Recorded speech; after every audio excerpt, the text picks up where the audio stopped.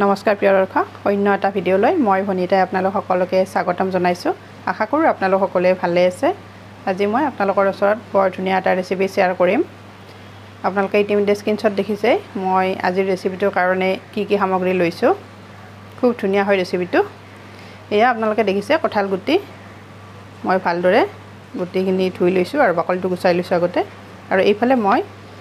দুটা পিয়াজ লৈছো যেহেতু মই আলু ব্যৱহাৰ নকৰো সেই কাৰণে পিয়াজ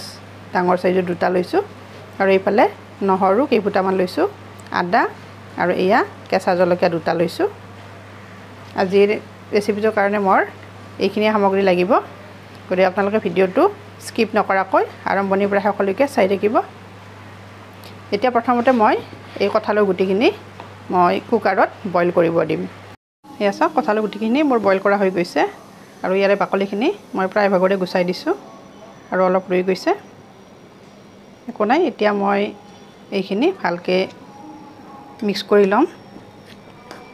প্ৰথমতে ইডলেৰে লম আৰু তাৰ পিছত মই হাতেৰে মিক্স কৰিম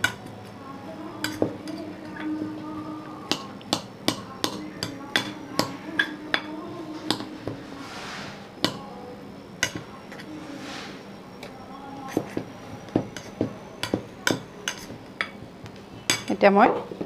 হাতেৰে মিক্স কৰি লম একেবাৰে সফট হ'ব লাগিব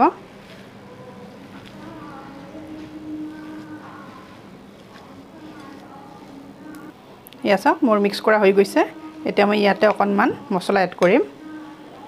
প্ৰথমতে মই ইয়া জিৰা পাউডাৰ দি দিছো এতিয়া অকণমান নিমখ টেষ্ট অনুযায়ী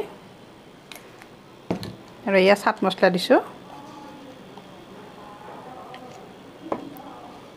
আৰু হালধি গুড়ি আৰু অকণমান মই জলকীয়া পাউডাৰ দি দিছো এতিয়া এইখিনি মই ভালদৰে মিক্স কৰিম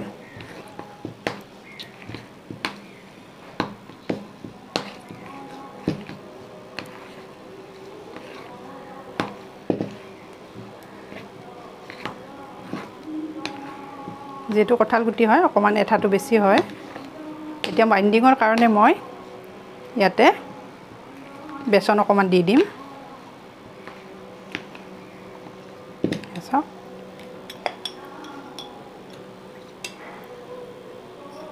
এই 2 চামুচ মই বেচন দিছো সৰু চামুচেৰে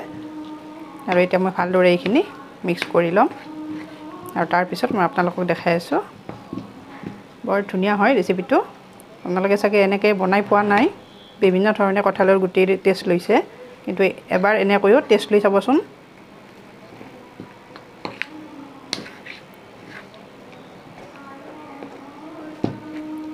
এতিয়া মই হাতেৰে গোল বনাই যাম এয়া মছলাখিনি মিক্স কৰা হৈ গ'ল এতিয়া মই লাড্ডু বনাই যাম এনেকৈ এটা এটা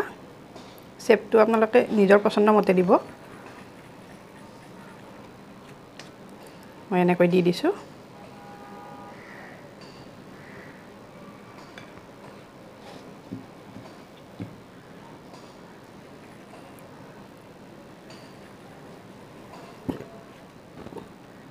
এনেকৈ মই গোটেইটা বনাই যাম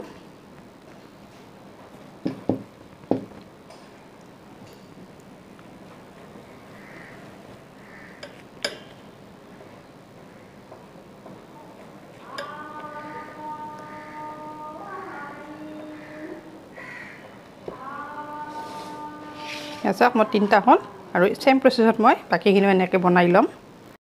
এসা মোৰ কমপ্লিট হৈ গ'ল এনেকৈ বনাই লৈছো গোটেইটা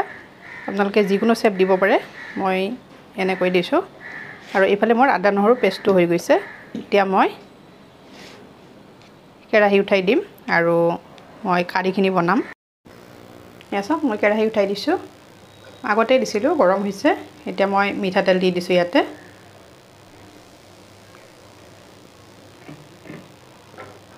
আৰু তেলখিনি এতিয়া ভালদৰে গৰম হৈ লওক কেৰাহী গৰম হৈছে এতিয়া মই এখনকৈ দি যাম ইয়াতে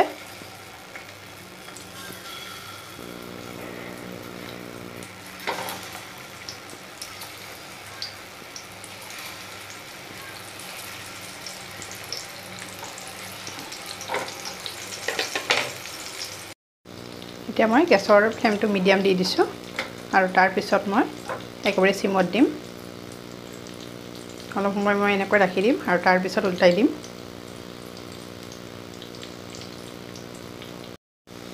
এসক ওপৰখিনি অলপ ৰংচোৱা হৈছে এতিয়া মই উল্টাই দিম এখনকৈ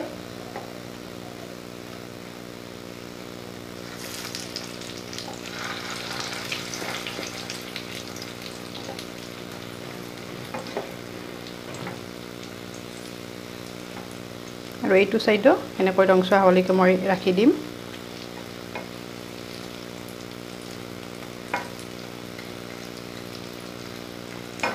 চাওকচোন পিঠা এখন কিমান ধুনীয়া হৈছে দেখিবলৈ আপোনালোকে যদি খাই পোৱা নাই এবাৰ মোৰ ৰেচিপিটো চাই এনেকৈ বনাই খাই যাবচোন বহুত ধুনীয়া হয় ৰেচিপিটো আৰু খাবলৈ খুব চাওক মোৰ পিঠা এখন হৈ গৈছে দুইটা সাইডে দেখিছেনে কিমান ধুনীয়া হৈছে এতিয়া মই এইখিনি ইয়াৰ পৰা কাঢ়ি থম আৰু একেখন কড়াইতে মই ইয়াৰে কাঢ়িখিনি বনাম এতিয়া কাঢ়িতে মই কাঢ়িখিনি বনাম ইয়াৰে তেল দিছোঁ আৰু এইপিনে মই এই ভাজিখিনি ইয়াতে কাঢ়ি থৈ দিছোঁ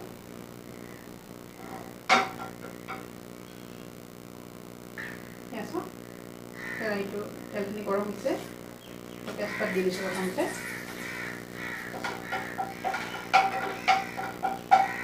আৰু এতিয়া মই গোটা জিৰা অকণমান দি দিছোঁ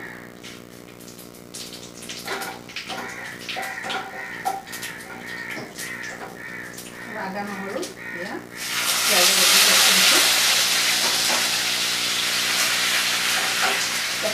মিডিয়াম দিয়া আদা নহৰু গোল যোৱালৈকে এইখিনি ভাজি থাকিম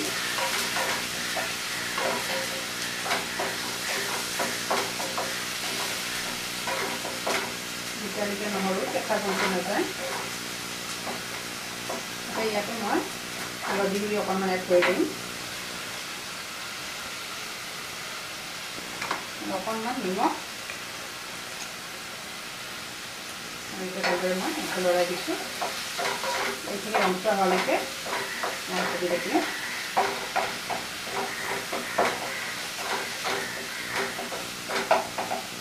খুব ধুনীয়া হয় ৰেচিপিটো সাধাৰণতে এবাৰ বনাই খোৱাৰ পিছত আৰু এবাৰ বনাই খাবলৈ মন কৰিব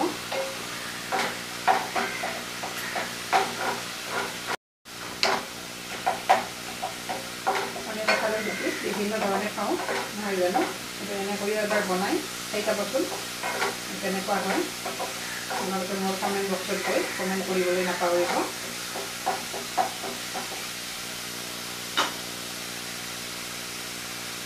ৰংচোৱা হ'ব লাগিব এইখিনি মছলাখিনি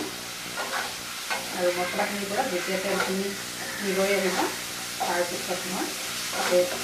গৰম পানী এড কৰি দিম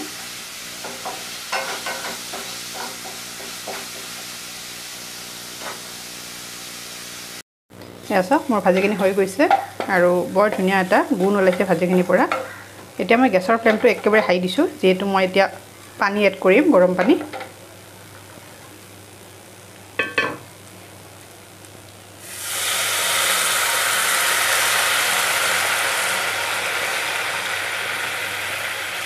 গৰম পানী দিছোঁ মই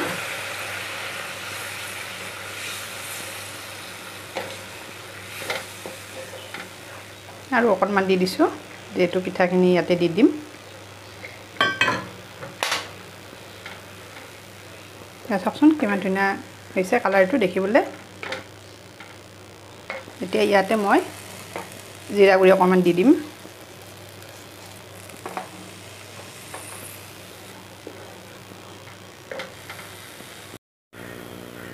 আৰু এতিয়া উতলি আহিছে অকণমান গৰম মছলা দি দিছোঁ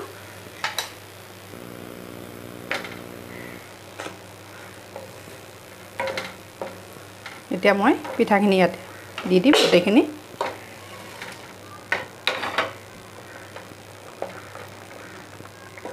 চাওকচোন কালাৰটো কিমান ধুনীয়া হৈছে আৰু এতিয়া এইখিনি মই ভালদৰে সিজিব দিম আৰু এয়া চাওকচোন কিমান ধুনীয়াকৈ উতলি আহিছে আৰু কালাৰটো চাওক একেবাৰে মাংসৰ নিচিনা লগা নাইনে বাৰু এতিয়া মই ইয়াতে শুকাই থোৱা নৰসিংহৰ পাতৰ গুড়ি অকণমান দি দিছোঁ। আপোনালোকৰ ওচৰত যদি কেঁচা ধনিয়াৰ পাত থাকে তেতিয়াহ'লে কেঁচা ধনিয়াৰ পাত দিব পাৰে, নাইবা নৰসিংহৰ কেঁচা পাতো দিব পাৰে। কোনটো তেতিয়া আকৌ ভাল হয়। চাওকচোন কিমান ধুনীয়া হৈছে গ্ৰেভিটো। এইখিনিতে আপোনালোকক এটা ৰিকুৱেষ্ট কৰোঁ, আপোনালোকে মোৰ ৰেচিপি চাই যদি ভাল পাইছে তেতিয়াহ'লে মোৰ চেনেলটো ছাবস্ক্ৰাইব কৰি দিব। চাওকচোন কালাৰটো কিমান ধুনীয়া হৈছে, দেখিলেই গম পায় আৰু একেবাৰে লোভনীয় হৈছে, খাওঁ খাওঁ লাগিছে। চাওকচোন একেবাৰে মাংসৰ নিচিনা লগা নাইনে বাৰু। এইখিনিতে আপোনালোকক এটা ৰিকুৱেষ্ট কৰি থওঁ, আপোনালোকে মোৰ ভিডিঅ'টো চাই যদি ভাল পায় তেতিয়াহ'লে লাইক এটা কৰিব, লগতে কমেণ্ট এটা কৰিব, আৰু যদিহে সম্ভৱ হয় আপোনালোকৰ বন্ধু বান্ধৱীৰ মাজত মোৰ ভিডিঅ'টো শ্বেয়াৰ কৰি দিব, যাতে মোৰ ভিডিঅ'টো সকলোৱে চাব পাৰে। এয়া চাওকচোন, আৰু এয়া মোৰ হৈ গৈছে। এতিয়া মই নমাই থ'ম। কিমান ধুনীয়া হৈছে আৰু একেবাৰে গোন্ধ এটা আহিছে, বৰ ধুনীয়া, খুব টেষ্টি হৈছে, দেখিলে গম পায়। এতিয়া মই গেছৰ ফ্লেমটো অফ কৰি দিছোঁ। এয়া চাওক, ওচৰৰ পৰা দেখাইছোঁ কিমান ধুনীয়া হৈছে। এয়া চাওক মোৰ ৰেডি হৈ গ'ল খোৱাৰ কাৰণে। দেখিছেনে কিমান ধুনীয়া হৈছে কাৰীখন।